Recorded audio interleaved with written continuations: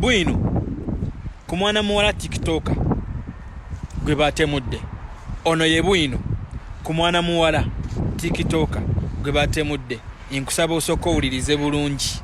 Alright, wetuwogerera ssaawa zino eno buli omu ali kuvaayo n'atuwa information ye ebikwatagana ku mwana mulenzi Diana Skies eyafudde mu apartment ye wali ekyanja. Kugamba no information gwe nkuletedde ari very critical, very vital, era asobola okuyamba family, era wosobola sharing on content abatuukeko. Naye nga tetunagendayo, nyongera okujjukiza video eno soko gimpereka like obumaze subscribing wegatte ku mukutu gwe figura olunaku olwaleero omukulu egwe yangu olaba ku screen yo ayina bwino gwe yafunye. Soko omuwulirize ongambe olaba kisoboka okubeera nga kireetera obulamu bw'omuno omuwala okugenda oba just hali mu katebe bwe. Soko owulirize, soko kakanye byokola owulirize ku ono bwino. Ekisooka kitalo nnyo, kitalo ddala eri famire y'ono omwana, mikwano gye, ba boyfriends be, abasajja be, baani bonna babadde nabo. Kitalo nnyo, kitalo ddala nti tufiiriddwe omwana omuto myaka 24, omuto omulungi bamusse, era nkolimira nabo abamusse. Omwana omuto omulepinze ate omusse. Eyo tuveeyo, ono ye bwino. Nga tuyitamu ono bwino tusooke tuwulirize statement ya polisi gyeyogera etubuzaabuza. Kigambibwa nti kwasula ekyanja kw'abadde asula kuliko basikali abakuumawo atali omu. Mbu asikali omu mbu olira ebintu bino, mbu asikali omu polisi yamukwata ekiro omuwala lwattibwa, naye polisi yamukwata kiro.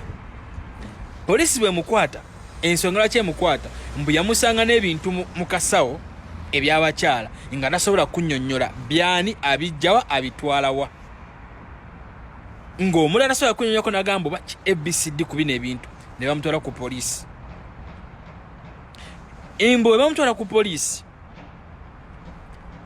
ekiro ekyo mikwano gy'omuwala gijja okumulabako oba gijja oba biki ene ekintu kyonna bwe kitu, wabula gisanga oluggi lwa mukwano gwabwe nga lumenye, balumenye nga lulinga ng'omuntu anaamenya n'ayingira oba n'akubba, ne beeraliikiriramu ne batya okuyingira ennyumba. Bwe batya okuyingira ennyumba bagamba nga wona nekyaliwo n'ogamba ennyumba nga mmenye kiki kiri, is it safe okuyingira tuyinge tulabe, oba ekyabagira mu bwongo mudduke ku polisi. Bwe bagenda ku polisi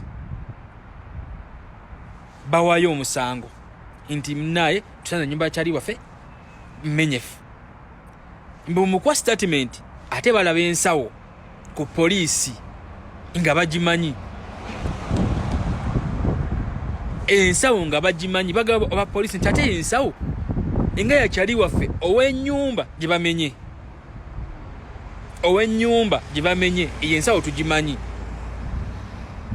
n'essimu tugikuba tagikwata ko polisi nti muna ebiyinza okuba biri serious, tukwate tugende. Batuuka ku apartment y'omuwala ng'omuwala mufu, mbu nga amagulu geegadde bwe gati, nga geegadde, omuwala mufu. Kati munaye polisi ekwata mayiti egijjawo. Obuzibu buli ani yasse omuwala. Is it a coincidence okusanga nono asikali n'ebintu by'ono omuwala ebyali mu baaga?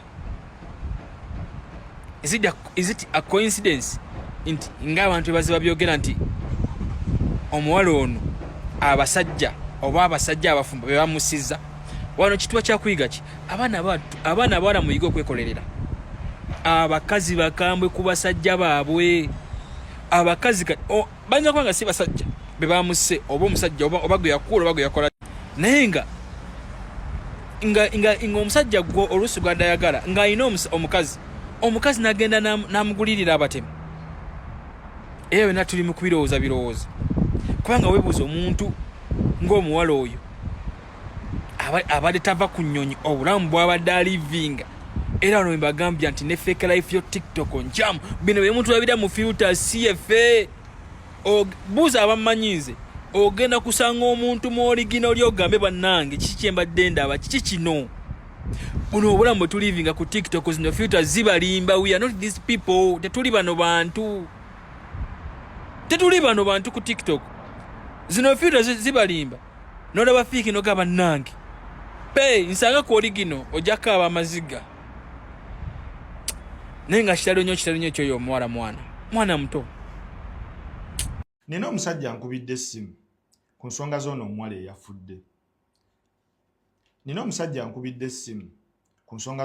eyafudde Diana Skies. Nangamba Umaru nti ekigambo ekituufu omufu tebamugeya naye bamufunirako ekyokuyiga. Ambuuziza ebibuuzo bibadde nga 3. Asoose n'ambuuza nti kaakati Diana ki ekibadde kimusuza ekyanja mu nnyumba ey'emiliyoni 1.5 ku miliyoni 2 ng'amaka g'abazadde be bwe basula wabi tewafaananika. Ensooka n'ensirika. Omusajja ono y'omu n'ambuuza ekibuuzo ekyokubiri nti Diana ki ekibadde kimukwasa iPhone 17 nga n'ennyumba yaabwe etonnya.